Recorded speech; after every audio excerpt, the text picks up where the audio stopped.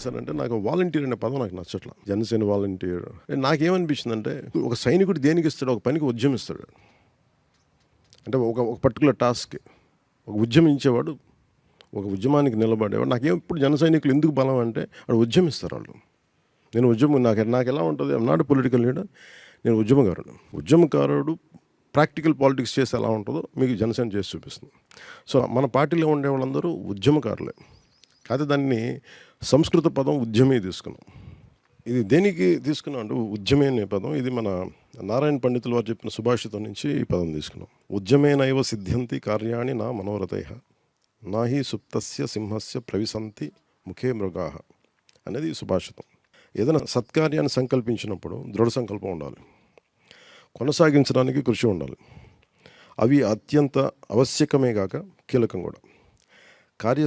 సాధనలో ఎదురయ్యే ఒడిదుడుకుల్ని తట్టుకొని లక్ష్యాన్ని సాధించేందుకు పట్టుబట్టి వదలన్న వాడే ఉద్యమి, అతనే మన జన సైనికుడు. అందుకని ఇది ఉద్యమి మెంబర్షిప్ కింద తీసుకోండి.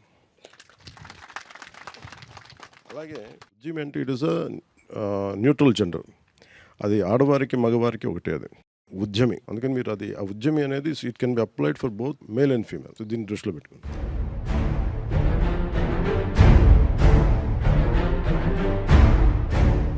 ఇంతమందిని కలపగలిగి మీరు చాలామంది చేశారు. ఒక్కొక్కరు 1000 మెంబర్షిప్లు, కొంతమంది 5000 మంది. ఒకసారి ఒక నాయకులు వచ్చేసి మేము చేసామంటే నాకు ఎవరైతే పని చేస్తానో నాకు వాళ్ళు తెలియట్లా, నేను వదిలేస్తున్నాను. సో నేను కనీసం దానికి ఎలా పెట్టాలి వీళ్ళకి అంటే సరిపోవట్లేదు. అంటే నాకేం చాలాసార్లు ఏమనిపించింది, మీకు కూడా ఇదే వినిపించుండాలి. చాలామంది యువత తాలూకు శక్తిని పట్టుకొని నాయకులుగా ఎదిగి వీళ్ళని వదిలేసి వీళ్ళని మా కింద చేశారు, అది వదిలేశారు అందరూ. నేను ఎప్పుడు ఏంటంటే లాస్ట్ మైల్కి వెళ్తాను నేను.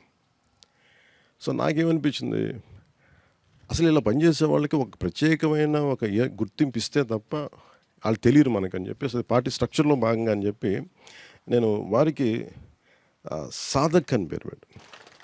అంటే ఒక సాధకుడు ఏంటంటే ఒక తపస్సంపన్నుడు అవ్వడానికి ముందు సాధకుడిగా మొదలు పెడతాడు. అంటే ఉన్నతమైన స్థాయికి వెళ్ళడానికి నువ్వు ముందు సాధకుడు అవ్వాలి. ఫస్ట్ నువ్వు ఉద్యమించాలి, ఉద్యమించిన తర్వాత నువ్వు సాధకుడు అవ్వాలి. అంటే గట్టి పరిస్థితులు నేను సాధించేది. సాధించిన తర్వాత నువ్వు ఒక స్థాయికి వెళ్ళిన తర్వాత అప్పుడు నువ్వు మూడో స్థాయి చెప్తాను, దానికి వెళ్ళిన తర్వాత అక్కడి నుంచి ఏమవుద్ది, నువ్వు కొట్లాడావు, నువ్వు ఉద్యమించావు, అలుపెరగకుండా కొట్లాడతావు. కొట్లాడిన తర్వాత నీకు ఒక వీటన్నిటిని దాటి ఇంకో స్థాయి ఉంటుంది. You like to give, that is called ప్రదాత. క్షేత్రస్థాయిలో తమ పరిధిలో ఉన్న సాధక్ తాలూకు పని ఏంటంటే అని మీరు చేసేది సాధక్ అని నేను గౌరవంగా పిలుస్తాను. నాకు ఎలా ఉంటుంది, సాధకులైన నా జన సైనికులారా, ఉద్యమించిన ఉద్యమకారులైన నా ఉద్యమిల్లారా, నాకు చెప్పడానికి బలం ఉంది. ఒకసారి రైట్ పదం, రైట్ డిజైన్ లేకపోతే బలం రాదు. మీరు అమ్మవారి శ్రీచక్రం చూశారు, మీరు ఎక్కడైనా చూడండి, టెంపుల్స్లో కానీ ఒక గ్రేట్ డిజైన్, ఒక యాపిల్ ఫోన్, ఏదైనా సరే design is very important, name is very important. ఏ పదం పెడతాం, ఏ డిజైన్ ఇస్తాం, అది దాని లోపల ఇంత ఉందనేది తెలిసేటట్టు ఆటోమేటిక్గా మనం ఆకర్షితులవుతాం. అందుకని ఈ పేరుకి, ప్రతి పేరుకి కనుక ఇంత డిజైన్, ఇంత ఆలోచించి పెట్టాం. సో జనసేన చేపట్టి సభ్యత్వ నమోదులో మన వాలంటీర్ని ఈ రోజు నుంచి బాధ్యత చేపట్టేవని మనం గుర్తించే వారికి సాధక్ అని గౌరవప్రదంగా వారిని మనం పిలుస్తున్నాం. క్షేత్రస్థాయిలో తన పరిధిలో ఉన్న సమూహాన్ని ప్రేరణ కల్పించి, పార్టీ సిద్ధాంతాల పట్ల ప్రేరణ ఇచ్చి, కార్యక్రమాల పట్ల ఆకర్షితులను చేసి, సభ్యుల్ని చేసే బాధ్యత కలిగిన వారిని గౌరవించాలని సదుద్దేశంతో వారికి సాధక్ అనేది నేను నిర్ణయించడం జరిగింది. అలాగే పార్టీకి అప్పగించిన బాధ్యతను, నిర్దేశిత లక్ష్యాన్ని సాధించాలన్న తపన, పట్టుదల కలిగిన వ్యక్తి సాధక్. కార్యసాధనలో ఎదురయ్యే సవాళ్ళను కూడా అధిగమించి ముందుకు వెళ్ళే స్థైర్యం వీరిలో ఉంటుంది. నిజంగా ఇలాంటి వాళ్ళు లేకపోతే నన్ను తెలంగాణ బోర్డర్లో ఆపేసినా, రేపు పొద్దున వైజాగ్లో ఆపేసినా, లేదంటే ఇక్కడ కూర్చొని ఇప్పటంలో ఆపేసినా, మనం ఇలాంటి సాధకుల బలం లేకపోతే అసలు ముందుకు వెళ్ళేవాళ్ళం కాదు. సో అందుకని ఇలాంటి సవాళ్ళు అధిగమించే ముందుకు వెళ్ళే స్థైర్యం వీరిలో ఉంటుంది. తన పరిధిలో తన శక్తి సామర్థ్యాలతో పార్టీ ఇచ్చిన లక్ష్యాన్ని చేరుకుంటాడు సాధక్. ప్రతి సాధక్ ఒక ఉద్యమి స్థాయి నుంచి తన పరిధిలో మరింత మందిని ఉత్తేజపరిచి జనసేన సిద్ధాంతాలను చేపట్టే కార్యక్రమాలను ముందుకు తీసుకెళ్ళగలిగేవారే సాధకులు.